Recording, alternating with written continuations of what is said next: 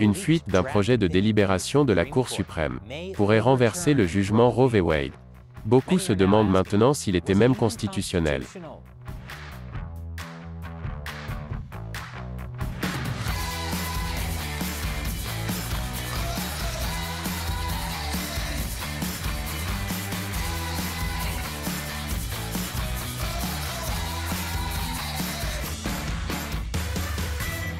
Bienvenue à l'émission Amérique dévoilée, je suis Chris Chappell. Avez-vous déjà regardé autour de vous par une belle et lumineuse journée de printemps à 22 degrés Celsius et pensé: on n'est juste pas assez en colère? Non? Juste moi? Eh bien, calmons tout le monde avec quelque chose de plus unifiant. L'avortement. Pendant près de 50 ans, l'affaire historique Roe v. Wade a effectivement légalisé l'avortement aux États-Unis. Et il y a 30 ans, l'affaire de la Cour suprême Planned Parenthood contre Casey l'a également confirmé. L'affaire Roe v. Wade existe depuis si longtemps qu'on aurait pu croire qu'elle resterait là pour toujours, un peu comme Betty White.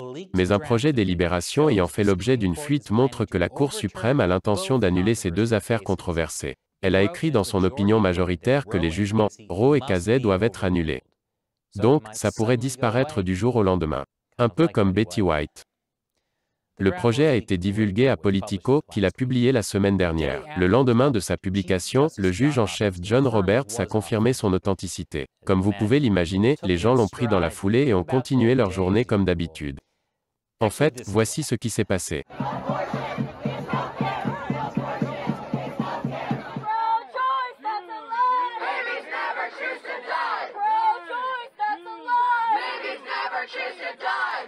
Des traces de combustion sur l'entrée de l'association Oregon Right to Life, à Kaiser. Selon la police, hier soir vers 22h30, quelqu'un a tenté de briser une fenêtre de l'organisation anti-avortement, puis a allumé 2 cocktails Molotov et les a lancés sur le bâtiment. Le Sacré-Cœur de Marie est devenu une cible. Quelqu'un a peint à la bombe des messages en faveur de l'avortement sur ses portes et ses murs. La police dit qu'il semble que quelqu'un ait jeté un cocktail Molotov à l'intérieur du bâtiment. Loin d'être caché, le président de Wisconsin Family Action a qualifié le message ici de clair, écrit sur le mur. Si les avortements ne sont pas sûrs, alors vous ne l'êtes pas non plus. Wow!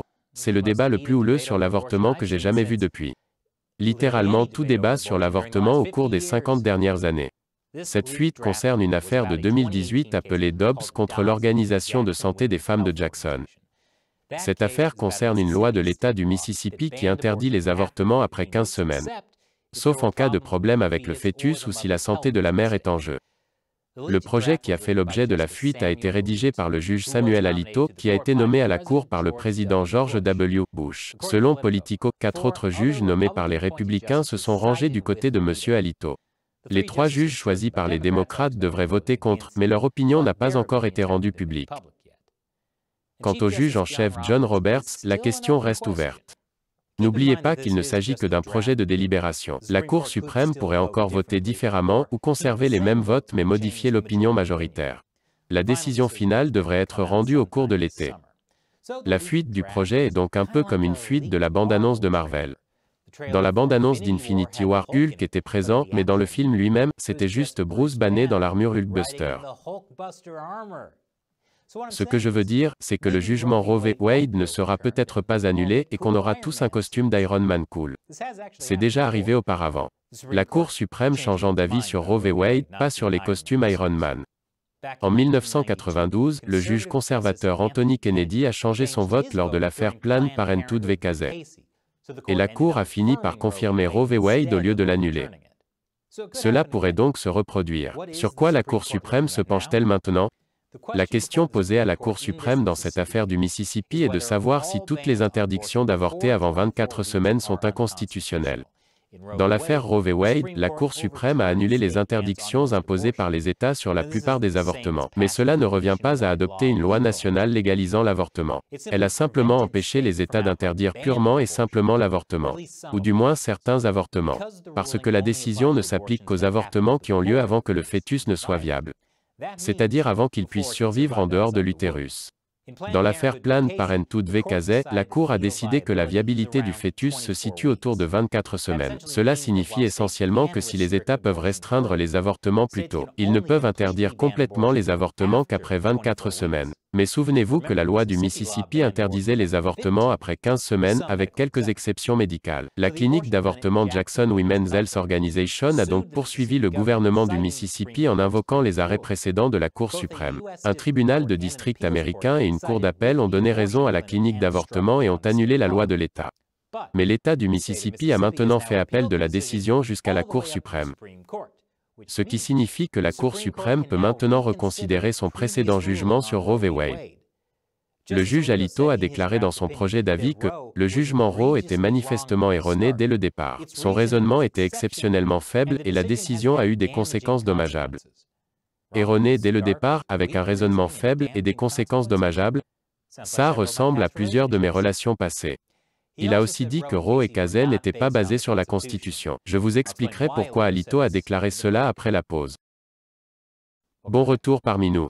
Le juge de la Cour suprême Samuel Alito a écrit dans un projet de délibération qui a fuité que les jugements Roe v. Wade et Planned Parenthood v. Casey étaient inconstitutionnels. Alors déballons ça. Oui, nous avons lu le projet de délibération, donc vous n'avez pas à le faire. Pour être clair, la Cour suprême ne décide pas si une femme doit avoir le droit d'avorter. Elle décide si l'avortement est un droit protégé par la Constitution. Le travail de la Cour n'est pas de déterminer les droits que nous devrions posséder mais plutôt les droits que nous possédons. Quand l'arrêt Roe v. Wade a été décidé, il était basé sur le 14e amendement. Cet amendement stipule qu'aucun État ne privera quiconque de sa vie, de sa liberté ou de ses biens, sans procédure légale régulière. C'est cette partie de procédure régulière qui était la base de Roe v. Wade. Le juge Harry Blackmun a écrit dans le jugement que l'application régulière de la loi comprend le droit à la vie privée, y compris le droit reconnu à une femme de mettre fin à sa grossesse. En gros, il disait que l'État ne pouvait pas intervenir entre une femme et son médecin dans le cas d'un avortement car cela constituerait une violation de son droit à la vie privée. Le droit à la vie privée est aussi la raison pour laquelle je t'ai dit de frapper avant d'entrer, maman. Mon Dieu, tu n'as pas lu la Constitution ? Le juge Alito affirme maintenant, cependant, que la Constitution ne fait aucune référence à l'avortement et aucun droit de ce type n'est implicitement protégé par une quelconque disposition constitutionnelle, y compris la clause de procédure régulière du 14e amendement. Il a raison de dire que l'avortement n'est pas mentionné dans la Constitution. Ce serait un peu bizarre si ça l'était. Nous, peuple des États-Unis, afin de former une union plus parfaite, d'établir la justice et d'assurer la tranquillité intérieure. C'est pourquoi, lorsque parfois nous avons un petit problème avec une stripteaseuse, elle devrait être autorisée à le faire disparaître. Ben Franklin a certainement ajouté cette dernière partie. Le 14e amendement ne parle même pas directement de la vie privée. Alito reconnaît que le 14e amendement a été utilisé pour garantir des droits qui ne sont pas explicitement mentionnés dans la Constitution. Mais citant un cas précédent de la Cour suprême, Alito dit que ces droits doivent être profondément enracinés dans l'histoire et la tradition de cette nation, et implicites dans le concept de liberté ordonnée. Et selon lui, l'avortement ne l'est pas. Il dit, jusqu'à la dernière partie du XXe siècle, il n'y avait aucun support dans la loi américaine pour un droit constitutionnel d'obtenir un avortement. Zéro. Aucun. Sauf peut-être pour Ben Franklin. Alito déclare également, au moment de l'adoption du 14e amendement, les 3/4 des États avaient fait de l'avortement un crime à n'importe quel stade de la grossesse et les autres États allaient bientôt suivre. En fait, les 30 dernières pages du projet d'avis sont une annexe de toutes les lois des États qui disaient que l'avortement était illégal en 1868, lorsque le 14e amendement a été ratifié. Les critiques contestent le rappel de l'histoire et de la tradition américaine par Alito. Bien que, si vous lisez cet article, il dit simplement que les Amérindiens avaient recours à l'avortement tout comme les femmes blanches et noires en Amérique. Pas qu'il était légal aux USA. Et puisqu'Alito dit que l'avortement ne peut pas être basé sur le 14e amendement, les défenseurs de l'avortement préviennent que ce n'est que le début d'un retour en arrière sur d'autres droits qui sont également basés sur le 14e amendement. Ils disent que les décisions passées sur le mariage gay, le mariage interracial et la contraception pourraient être les prochaines. Il n'y a pas que les activistes de Twitter non plus. Un membre du Congrès et un sénateur démocrate ont dit la même chose. Mais Alito dit que l'avortement est fondamentalement différent de ces autres droits. Quelque chose que les jugements Roe et Casey disent aussi. Selon Alito, ces autres questions n'impliquent pas la question morale critique posée par l'avortement. Elles ne sont donc pas remises en cause par la décision de la Cour de supprimer Roe. Alito aborde également un argument important pour expliquer pourquoi la Cour suprême ne devrait pas annuler Roe v. Wade. À cause du précédent établi par Roe. Il y a un argument juridique selon lequel la Cour suprême devrait être guidée par ses précédents. C'est en partie la raison pour laquelle la Cour suprême n'a pas annulé Roe lors du procès Casey. Mais Alito fait remarquer que certaines des décisions constitutionnelles les plus importantes ont annulé des décisions antérieures de la Cour suprême.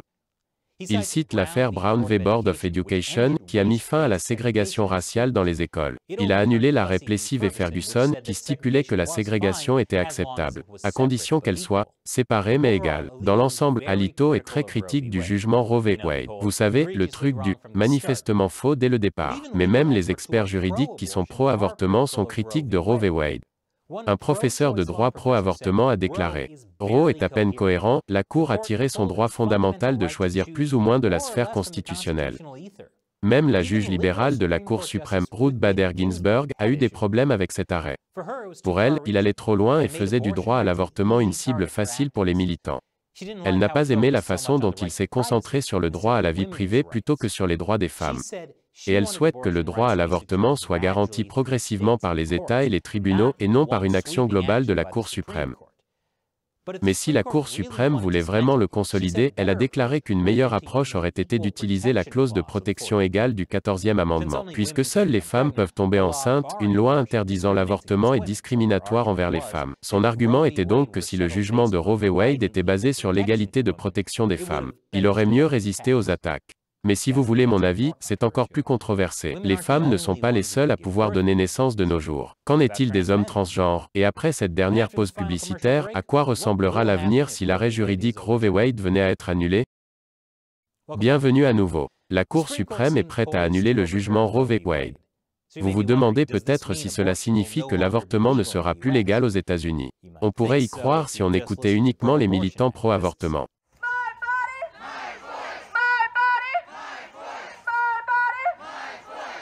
La Cour suprême est seulement censée interpréter les lois, pas les faire. Mais comme c'est la plus haute cour du pays, ses décisions ont force de loi. C'est la raison pour laquelle le juge Alito estime que la Cour suprême devrait renvoyer la question aux États. Selon lui, la Cour a court-circuité le processus démocratique, en retirant la décision au peuple et à ses représentants. Avant Roe v. Wade, les États avaient des lois différentes sur l'avortement. Hawaï, l'Alaska, New York et Washington avaient légalisé l'avortement. L'arrêt n'a donc affecté que les 46 autres États, et même parmi ceux-ci, plus d'une douzaine autorisaient déjà l'avortement pour des raisons de santé de la femme, de malformation du fœtus, de viol ou d'inceste. Roe v. Wade a essentiellement gelé le processus d'adoption par les États de leur propre loi sur l'avortement, et certains affirment que c'est ce qui a creusé le fossé politique en Amérique. Le projet de délibération d'Alito se termine par « Roe et Casey doivent être annulés ». Et le pouvoir de réglementer l'avortement doit être rendu au peuple et à ses représentants élus. Si ce projet de délibération est la décision finale de la Cour, les États pourront à nouveau interdire l'avortement à n'importe quel stade de la grossesse d'une femme. Cela signifie que certains États restreindront davantage l'avortement ou l'interdiront carrément. D'autres adopteront des lois pour le protéger. Nous le savons parce que des États ont déjà adopté ce que l'on appelle des lois de déclenchement. Ces lois entreraient en vigueur si le jugement Roe versus Wade était annulé. Les États en bleu et jaune ont déjà des lois qui protègent le droit à l'avortement. Les États en rouge n'ont soit aucune loi, soit des lois pour l'interdire ou le restreindre.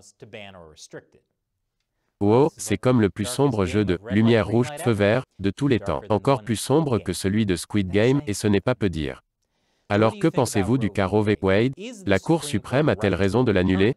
Dites-le nous dans les commentaires ci-dessous. Et nous ne pourrions pas réaliser cette émission sans le soutien de téléspectateurs comme vous. Vous pouvez nous aider pour seulement $1 par épisode sur le site patreon.com/americauncovered ou sur notre plateforme de médias sociaux exclusive americauncovered.locals.com. Les liens vers les deux sont dans la description ci-dessous.